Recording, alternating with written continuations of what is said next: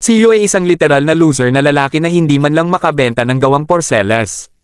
Ganun pa man, nabago ang lahat sa pagsulpot ng isang asul na chick na naging acting seller ng kanyang produkto. Mahigpit man ang kulitan ay mag-best friend lang ang mga kupal, pero nang sumulpat ang best girl ay biglang napa-step up bilang best jowa ang asul na kagandahan. Nagsisimula ang kwento sa nakaraan kung saan natutuhan niyo na mahirap magbenta ng gawa. Nang minsang ibenta ang gawang porcelas na bulaklak sa Science Club ay di man lang nakabenta ng kahit 5. Dahil sa matinding kabiguan, malungkot itong bumalik sa silid ng Science Club kung saan na nga nakita ang chick na may asul na buhok. Siya si Himari na miyembro ng parehong club na di gaya sa binata ay nabenta ang ilang porcelas na gawa nito. Binigay ni Himari ang pera na tinanggap ni Yu pero di makatingin ng mata sa mata dahil sobrang simp pala si Nonoy sa mga chicks. Nagtanong si Himari kung bakit nagbibenta ito ng porcelas gayong di naman parte ng gawain sa club. Pinaliwanag ni Yu na kinumbinsi ang guro para ituring ang ginagawa na isang sariling proyekto. Share nito na pangarap maging tagagawa ng mga porcelas mula sa bulaklak, isang pangarap na salungat sa gusto ng kanyang magulang. Dahil determinado patunayan ang sarili, nagset ito ng goal na makabenta ng 100 gawa sa school festival. Napatawa si Himari, nagbiro ng kahit sinong magulang ay tatutol dito pero okay umano ang fighting spirit nito. Dahil malayo pa sa success si Yu, nangako si Himari na siya na ang bahala sa pagbenta ng mga gawa nito at siyang naging marka ng kanilang pagkakaibigan. 2 taon mula noon naging matatag na ang relasyon ng mga ito kung saan naging asset ni Himari ang alindog para maibenta ang mga porcelas ni Yu. Mula sa simpleng proyekto ay lumago na ang negosyo ni Yu at matapos lang ang klase ay agad nagtungo sa Science Club para ilatag ang munting mga materyales sa paggawa. Habang nagsisimula sa trabaho di maiwasan matuwa ng binata sa pagiging loner pagkat nagresulta naman iyon para mas maging quality ang produkto.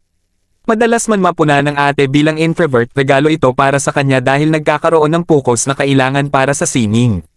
Dahil focus sa goal din ito, naramdaman ang paghaplos ng buko purple ni Himari at sinaway ito dahil sa pagkasira ng focus. Gate ng chick na hindi kasi pinapansin ng binata maski kanina pa sa silid, puro sa bulaklak lang ito nakapokus kaya kung pwede ay sa bulaklak niya naman mag-focus. Masaya na si Yu sa muling pagtama ng buko purple, sinabing naalala ang nakalipas kung saan nagsimula ang lahat. Marami man ang nabago ay naging matatag ang kanilang friendship sabay ng paglambot ng bulaklak sa likuran, kaya sa huli ay pumayag na ang simp na umuwi kasama ito. Mula dito ay naalala ni Yu ang nakalipas kung saan matapos mabenta lahat ni Himari ang kanyang gawa ay tinanong ito kung bakit nagpapakahirap para tulungan siya. Inamin ng dalaga na mahilig sa porcelas kaya nais mabenta lahat, may ngising umamin na parte ng motivation ang regalo nitong pakinang bilang pa-thank you.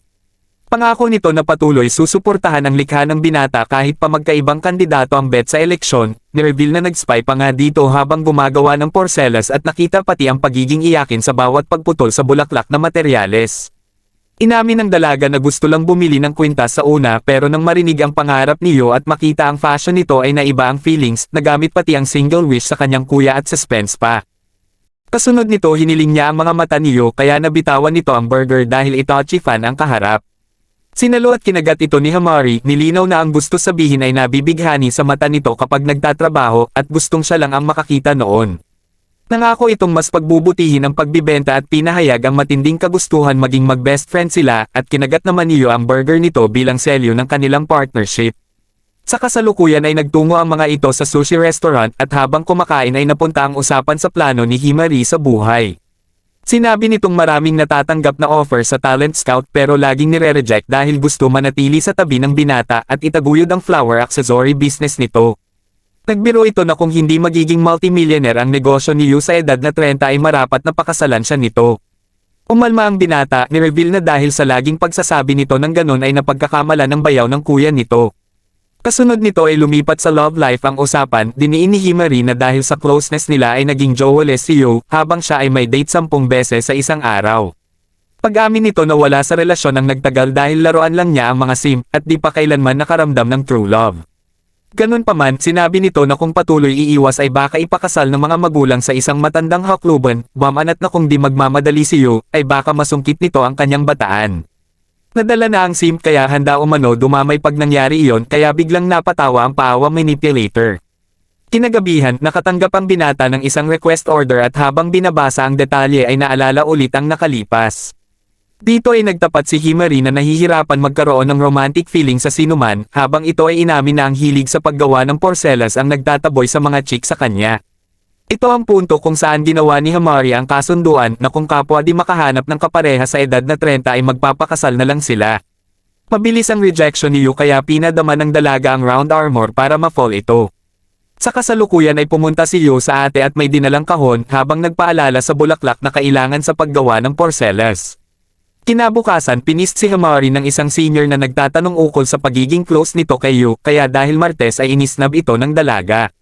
Matapos mapatitig sa bintana ay nagmuni-muni sandali, naisip na sa paglipas ng mga taon ay laging sinasabi na kaibigan lang si Yu pero ngayon ay tila may kumakatok na feelings. Ganun pa man naisip nito na kung pag-ibig ito ay marahil nagdamoves na kagad, kaya kung sa hinaharap ay may jowa na si Yu ay umaasa na matanggap ng kaparehang iyon dahil ayaw kumala sa friendship. Samantala matapos bumili ng gatas ay napaisip si Yu na bilhan si Himari nang biglang nalipat ang titig. Isang best girl type na chick ang dumaan para bumili ng inumin kaya napasimp na naman ang simp nating bida. May kamandagang katahimikan ng chick kaya agad napaisip si Yu kung anong porcelas ang babagay dito. Ngunit nakita na meron na pala at ang baldog pa niyang gawa noong school festival kung saan si Himari lang ang bumili. Bigla na lang nasira ito na agad pinulot ng chicks kaya agad nag-alok ng tulong ang binata na ayusin ang baldog na obra. Ganun pa man napagkamalan siya nitong pedo kaya mula sa gulat ay napatakbo para di magaya kay Kushi sa Takaminesan. Sa klase, imbes makinig sa guro ay nagkulitan sina Himari at Yu, binuksan ng dalaga ang insidente sa vending machine at tinukso si Yu na kung ito na umano ang forever niya. Dahil stress malala ay tumigil na sa pag-reply pero mas naging makulit lang si Himari kaya kinumpronta na dahilan para maisahan siya matapos masabon ng guro sa sobrang ingay. Kinahapunan sa science lab, sinubukan ulit utuin ni Himari ang loko na magpasalamat na lang na may isang best girl ang pinag-ingatan ng baldog niyang obra sa loob ng 2 taon. Kasunod nito biglang pumasok si Shinji na hinahanap ang binata na nang maramdaman ni Himari ang presensya ay biglang kumapit na parang ahas.